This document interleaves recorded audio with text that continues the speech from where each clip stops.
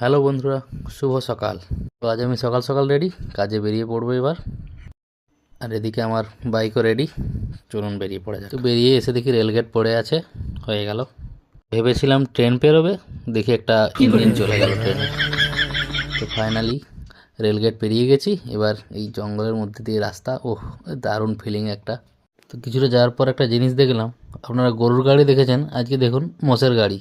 তো মোষ গাড়ি দেখার পরে যাওয়ার সময় দেখলাম একটা গাড়ি উল্টে পড়ে আছে রাস্তার ধারে হেলে, হয়তো মদ টদ খেয়েছিল গাড়ি। তারপর কাজ শেষে লাঞ্চ সেরে নিলাম দুপুরের, তারপর আবার বাড়ির উদ্দেশ্যে বেরিয়ে পড়লাম। আবার সেই জঙ্গলের পথ ধরে, শর্টকাট রাস্তা এটা একটা। ওহ কি দারুণ যে লাগে, মানে বলে বোঝাতে পারবো না। এই জঙ্গলের মধ্যে দিয়ে গাড়ি চালানোর মজাই আলাদা। বলে হাতে বেরোনোর কোনো উপায় নেই, তাই আমারও ভয়ের কোনো কারণ নেই।